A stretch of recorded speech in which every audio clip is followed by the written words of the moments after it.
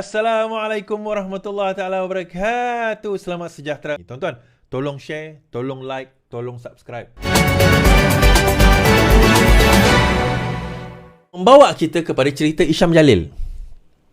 Isham Jalil mengatakan bahawa dia berhak untuk nak menegur Presiden UMNO iaitu Zahid Hamidi kerana Zahid telah gagal. Zahid telah gagal, tuan-tuan, dia kata.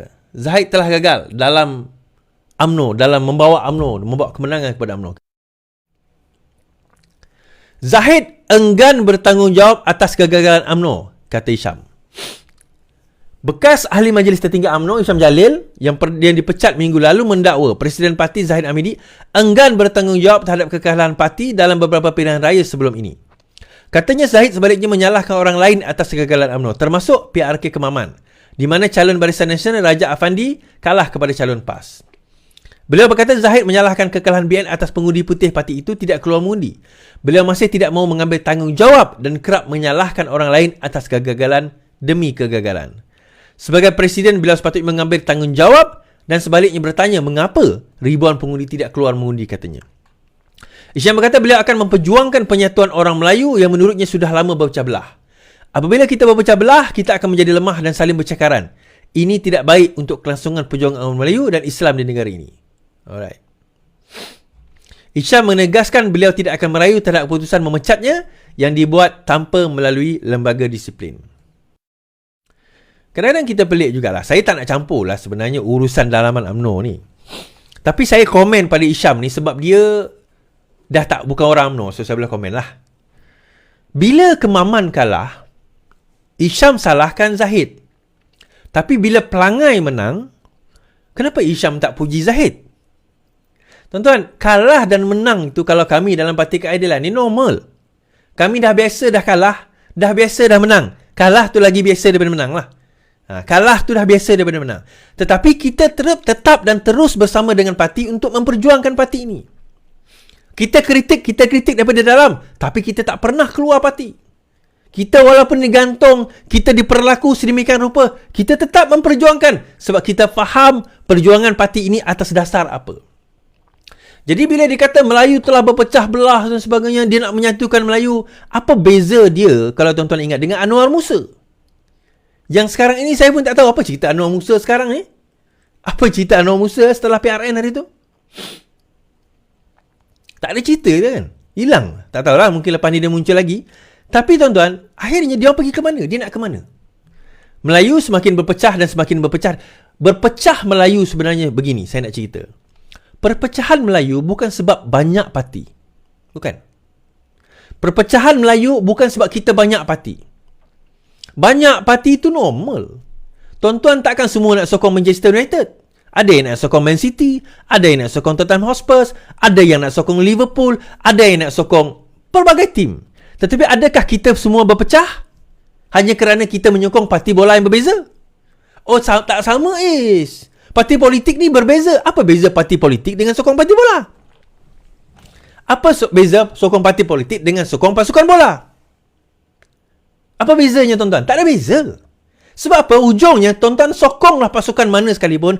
Kalau kita faham menyokong pasukan bola, menyokong parti politik itu bukanlah memecah belahkan perkara prinsip. Apa perkara prinsip? Kita ni tetap orang Malaysia. Kita ni tetap orang Islam. Kita ni tetap orang Melayu. Cuma ada beberapa perkara kita berbeza pandangan. Kita berbeza pandangan, biar kita berbeza pandangan. Agree to disagree. Tapi dalam banyak perkara, kita tetap bersama. Kita mengaku kita orang Melayu, kita orang Melayu. Kita mengaku kita orang Islam, asyhadu alla ilaha illallah. Kita tetap rakyat Malaysia, IC biru. Itu asas. Kita memperjuangkan perlembagaan. Kita taat kepada raja dan negara. Rukun negara kita pertahankan. Itu rukun, itu asas. Selagi mana kita seluruh rakyat Malaysia percaya kepada asas tersebut, tuan-tuan nak sokong parti mana, itu tidak membawa kepada apa-apa perpecahan orang Melayu. Isunya, bila mana dia menyokong satu parti, kemudian orang lain yang tak menyokong dia itu kafir, munafik, jahil, fasik. Yang itu masalah. Kerana apa? Yang itu bukan menyentuh masalah cabang, masalah furuk. Itu sudah menyentuh masalah akidah, masalah dasar. Seolah-olah kalau tak sokong parti dia, maka terbatal akidah. Seolah-olah. Yang ini masalah sebenar. Inilah yang memecahkan orang Melayu. Bukan berbeza parti politik. Tuan-tuan nak sokong UMNO, tuan-tuan nak sokong PAS, tuan-tuan nak sokong DAP, tuan-tuan nak sokong PSM, tuan-tuan nak sokong PKR, tuan-tuan nak sokong Amanah. Itu tidak memecahkan kita sebagai orang Melayu. Orang Melayu di pelbagai parti tidak memecahkan orang Melayu itu sendiri. Itu menunjukkan orang Melayu ini bijak dalam berpolitik. Kerana kita memilih platform kita masing-masing. Yang memecahkan orang Melayu hanya kerana kau tidak menyokong parti aku, therefore engkau tidak Melayu. Hanya kerana kau tidak menyokong parti aku, therefore engkau tidak Islam. Ini masalah. Ini sebenarnya yang menjadi asas kepada masalah perpecahan. Itu asas dia. Dan kalau kita tidak faham perkara ini, inilah sebenarnya yang memecah belahkan kita, maka sampai bila pun politik kita tidak akan matang. Politik matang ini sebegini. Politik matang ialah politik yang melihat bahawa perbezaan pendapat kita, perbezaan parti politik adalah perbezaan untuk kita nak bagaimana mentadbir negara. Mungkin UMNO ada kaedah takbiran dia. PH ada kaedah takbiran dia. PN ada kaedah takbiran dia. Berbeza kaedah takbiran. Bagaimana nak mencapai sesuatu perkara, kerajaan yang baik, ujungnya sama. Semua nak negara yang baik, kerajaan yang baik, rakyat yang sejahtera, ekonomi yang baik, rakyat semua berpendapatan tinggi, negara berpendapatan tinggi. Semua parti politik kalau ditanya itu objektifnya. Cuma bagaimana mereka nak melaksanakan berbeza-beza. Isunya adalah bukan itu. Bukan itu. Yang mereka persoalkan akidah kita, iman kita. Itu masalah. Orang Laon tak suka dengar saya cakap macam ni. Kerana bagi dia, masalah pemerintahan itu masalah akidah. Siapa kata?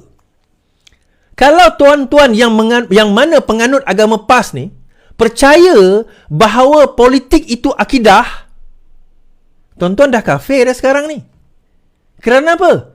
Kerana tuan-tuan percaya demokrasi itu bukan Islam. Tapi kenapa tuan-tuan angkat sumpah dengan demokrasi dan perlembagaan yang tuan-tuan dan puan-puan anggap kafir? Logik tak? Fikirlah.